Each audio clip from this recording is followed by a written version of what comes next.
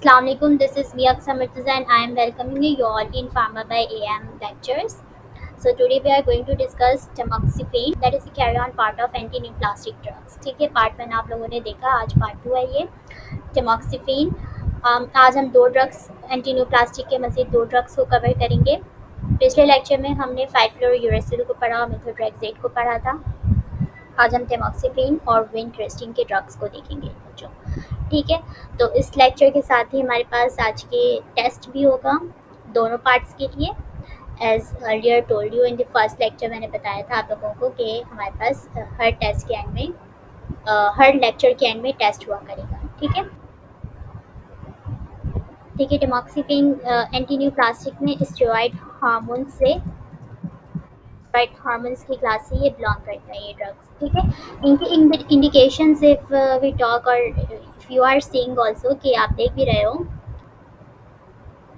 Okay, तो breast cancer में use हो रहे हैं. इसके अलावा ये एडवांस स्टेज कैंसर के अंदर यूज़ है, फीमेल इनफर्टिलिटी में और मेल इनफर्टिलिटी के अंदर इसका यूसेज है टेमॉक्सिफेन का. ड्रग की प्रॉपर्टीज़ अगर देखे जाए तो ये वाइट क्रिस्टलाइन पाउडर्स होती हैं. ओरल और टॉपिकल प्रिपरेशन इनका अवेलेबल है. हम इसको आईवी नहीं दे रहे, हम इसको ओरली देते हैं और टॉपिकली देते हैं. इसके अलावा ये एस्ट्रोजन एंटागोनिस्ट होते हैं, यानी कि ये स्टेरॉइड हार्मोन से बिलोंग करते हैं और स्टेरॉइड हार्मोन्स में ये एस्ट्रोजन के एंटागोनिस्ट वर्क करते हैं. ठीक है, यानी कि हमारी बॉडी में जो नॉर्मल हार्मोन होता है एस्ट्रोजन, नॉर्मल एस्ट्रोजन जो बॉडी में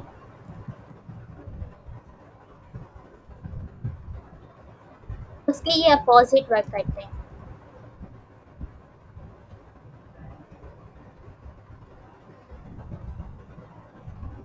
स्टेरॉइड हार्मोन हमारे पास क्या कर रहा है, अगर मैं बात करूँ तो एस्ट्रोजन हार्मोन की अगर मैं बात करूँ तो it is helping in female body के ये मेंस्ट्रुअल साइकिल में ये अपना रोल प्ले करता है. इसके अलावा फीमेल बॉडी की ग्रोथ एंड डेवलपमेंट में अपनी ये प्ले रोल कर रहा है. ठीक है, एस्ट्रोजन. तो इस तरह की फंक्शन को, इस तरह की चीज़ों को स्टॉप कराना टेमॉक्सिफेन का रोल होता है. टेमॉक्सिफेन उन काम को स्टॉप करता है या उन काम के अपोजिट अवॉइड करता है. ठीक है, इसके अलावा जब हम ये ड्रग देंगे तो we should have to monitor vaginal bleeding. हमें वेजाइनल ब्लीडिंग को मॉनिटर करने की ज़रूरत है.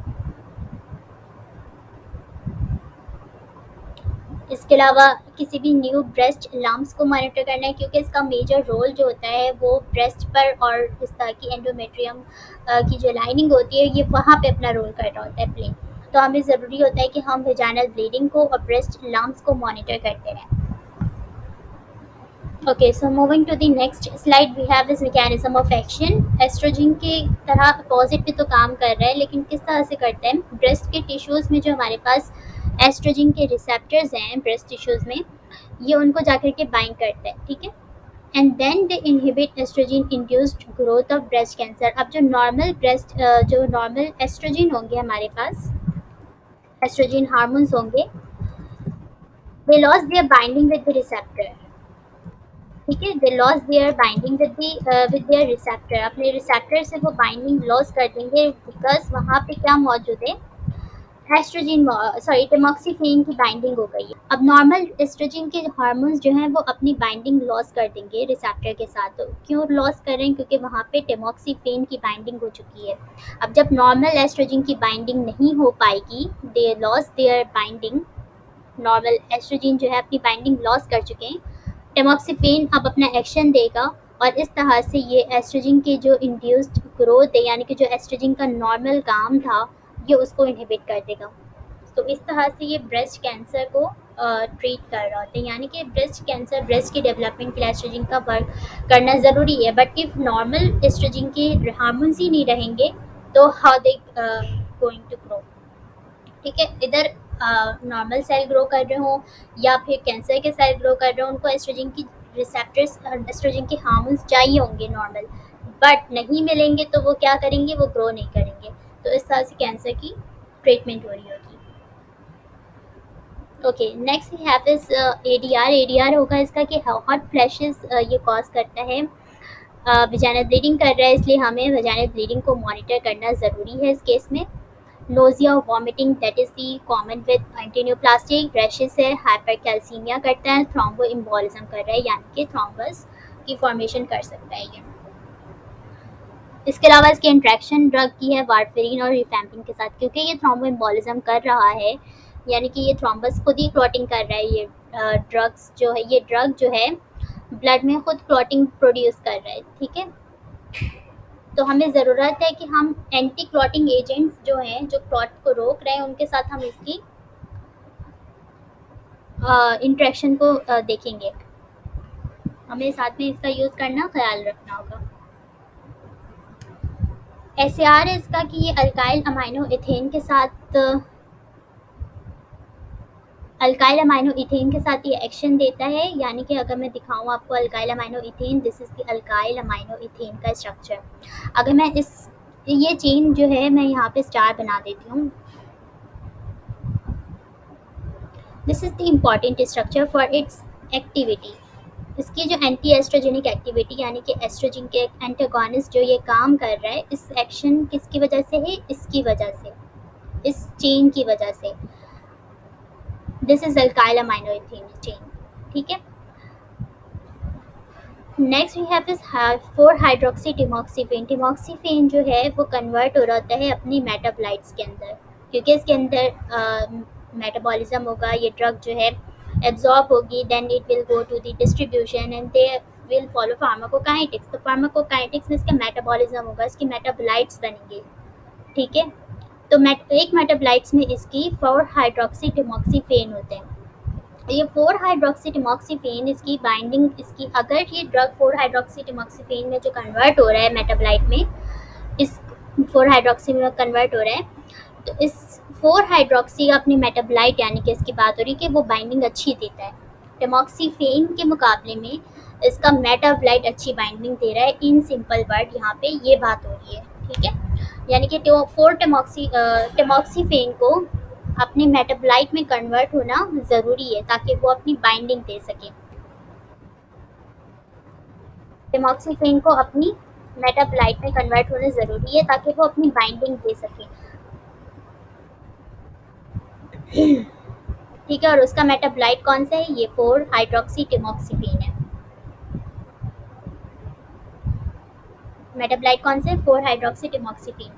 लास्ट पॉइंट है हमारे पास स्ट्रक्चरल एक्टिविटी रिलेशनशिप की, कि अगर पैरा हाइड्रोक्सिलेशन हो जाए फिनाइल रिंग की, यहाँ पर हमारे पास ब्यूटीन रिंग है, यानी कि यहाँ पे भी कार्बन है और यहाँ भी कार्बन है, और इन दोनों कार्बन के दरमियान में ये डबल बॉन्ड है। ठीक है, मैं इसको कलर मार्कर का चेंज करके समझाती हूँ क्योंकि I think you guys it is not visible for you. Let's change it to red. Okay, so यहाँ पे भी कार्बन है, यहाँ भी कार्बन है, इन दोनों कार्बन के दरमियान में हमारे पास डबल बॉन्ड इस तरह से प्रेजेंट है।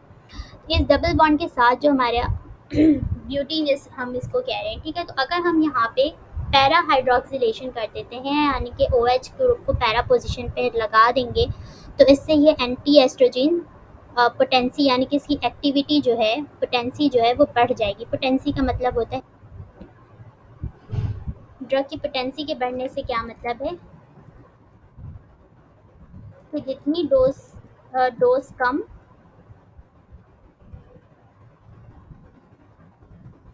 डोज जो है वो डिक्रीज हो जाएगी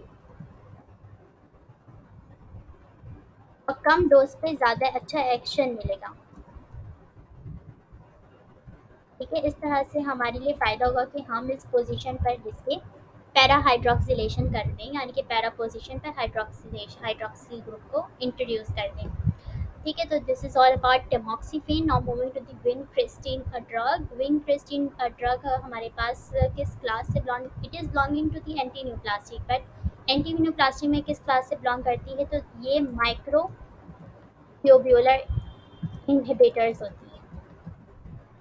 ठीक है, माइक्रोट्यूब्यूलर इनहिबिटर्स होती है ये ड्रग। तो नेम इंडिकेट कि माइक्रोट्यूब्यूलर इनहिबिटर है, यानी माइक्रोट्यूब्यूल को इनहिबिट करते हैं। अब माइक्रोट्यूब्यूल किधर पाया जाता है ये सब मैं आपको भी डिस्कस करती हूँ, बताती हूँ कि ये कहाँ पे काम करते हैं। ठीक है, so starting with the indication, acute lymphoblastic leukaemia में इसका यूज़ है, हॉटकिन एंड नॉन हॉटकिन्स लिम्फोमा में है, और ब्रेस्ट कैंसर के अंदर भी यूज़ है। प्रॉपर्टीज़ अगर इसकी देखी जाए, ट्रिप्रोन को स्पेज़म में कॉन्ट्राइंडिकेटेड है, प्रेगनेंसी और लैक्टेशन में कॉन्ट्राइंडिकेटेड है। इसके अलावा इसकी इंट्राथीकल एडमिनिस्ट्रेशन कॉन्ट्राइंडिकेटेड है, हम इसको इंट्राथीकली नहीं देंगे, आईवी हम देंगे। और CBC, hepatic function, peripheral neuropathy, इसको मॉनिटर करना ज़रूरी है इसके एडमिनिस्ट्रेशन के दौरान। माइक्रोट्यूब्यूलर इनहिबिटर है, इसलिए ये एम फेस स्पेसिफिक होता है, यानी कि ये मेटा फेस में काम करता है। मेटाफेस जहाँ पे हमारे पास मेटाफेस जहाँ हमारे पास माइक्रोट्यूब्यूल्स की फॉर्मेशन हो रही होती है, ये वहाँ पे अपना एक्शन देता है। ठीक है।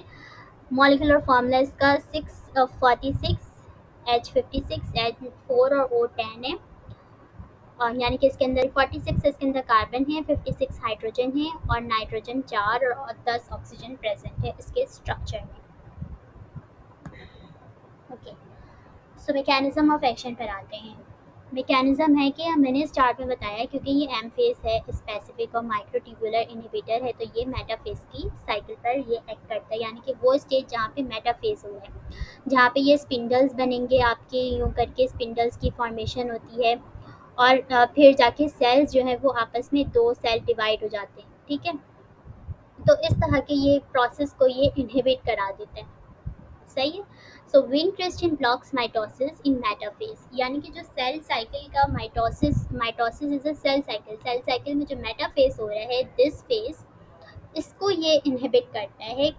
और इसलिए ये सेल साइकिल स्पेसिफिक होता है, क्योंकि ये एक स्पेसिफिक सेल साइकिल को मेटाफेज को एक्ट कर रहा है, इसलिए ये सेल साइकिल स्पेसिफिक और फेज स्पेसिफिक है। ठीक है। इसको हम मेटाफेज स्पेसिफिक कह लें या हम एम फेज कह लें, एक ही बात है। ड्रग आपके पास जो है वो कन्वर्जन कॉज करता है, एलोपीसिया, कॉन्स्टिपेशन, जॉन्डिस और न्यूरोटॉक्सिसिटी कर रहे हैं। दैट्स वाई हम इसको इंट्राथिकली भी नहीं दे रहे हैं। ठीक है, क्योंकि इसके पास ब्रेन में बहुत ज़्यादा इफेक्ट है, ब्रेन में ये न्यूरोटॉक्सिसिटी कर रहा है और कन्वर्जन कर रहा होता है। ठीक है। And then we have this drug interaction, इसकी जो है फेनिटोइन के साथ इंटरेक्शन है, थेरेपेटिक फेलियर करता है, यानी कि एक्शन जो है फेनिटोइन के साथ इनका कोई एक्शन नहीं हो पाएगा। क्यों हो रही है? क्योंकि ये अगेन एलिमिनेशन जो है इसकी बढ़ा देता है ये ड्रग। ठीक है।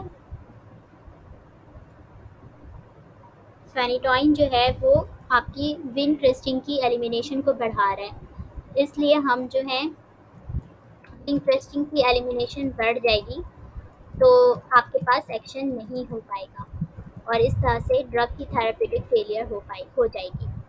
Next we have is nifedipine. Nifedipine का आपके पास जो है लीवर टॉक्सिसिटी हो रही होती है ड्रग के साथ, क्योंकि दोनों ड्रग को आपके पास जो विनक्रिस्टिन है, दोनों ड्रग को आपकी निफिडिपिन और विनक्रिस्टिन दोनों ड्रग को लीवर से मेटाबॉलिज्म होना होता है। ठीक है। तो इसलिए ये लीवर टॉक्सिसिटी कर रहे हैं, क्योंकि अगर एक साथ दोनों ड्रग हम दे देंगे तो क्या होगा कि दोनों ड्रग मेटाबलाइज नहीं हो पाएंगी और लीवर को बहुत ज़्यादा इफेक्ट होगा। Next we have is MTX. MTX के साथ जो है एमटीएक्स अगेन मेथोट्रेक्सेट हमने पढ़ा। एमटीएक्स के साथ इसका विनक्रिस्टिन का साइनर्जिस्टिक इफेक्ट होता है, यानी कि दोनों साथ में कॉम्बिनेशन ऑफ ड्रग दी जा सकती है। We are treating any kind of cancer, तो हम दे सकते हैं इस ड्रग को। एसएआर है हमारे पास।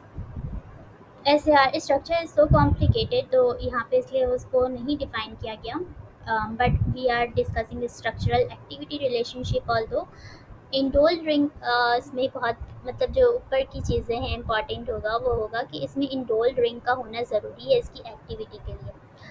जो ये ट्यूबुलिन के साथ यहाँ पे बाइंड कर रहा है, इस ट्यूबुलिन के साथ जो यहाँ पे इस ड्रग की बाइंडिंग हो रही है वो ड्यू टू इंडोल रिंग है, तो ये ज़रूरी है इसके स्ट्रक्चर के अंदर हो। यहाँ पे इंट्राथिकल एडमिनिस्ट्रेशन हमने कहा नहीं होगी, एंड देन हमने डिस्कस किया कि ये न्यूरोटॉक्सिसिटी और कन्वर्जन करवा रहे इस due to N oxide group. N oxide group की वजह से विनक्रिस्टिन जो है वो ब्लड ब्रेन बैरियर को क्रॉस कर पा रहा है।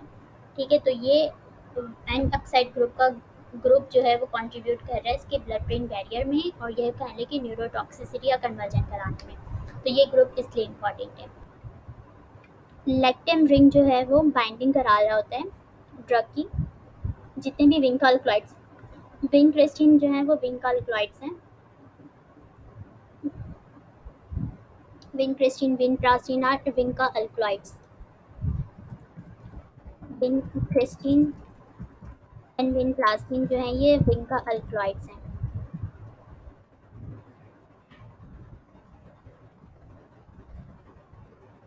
ठीक है, तो इन ड्रग्स की बाइंडिंग ट्यूबुलिन के साथ ये ड्रग करवा रहा होता है।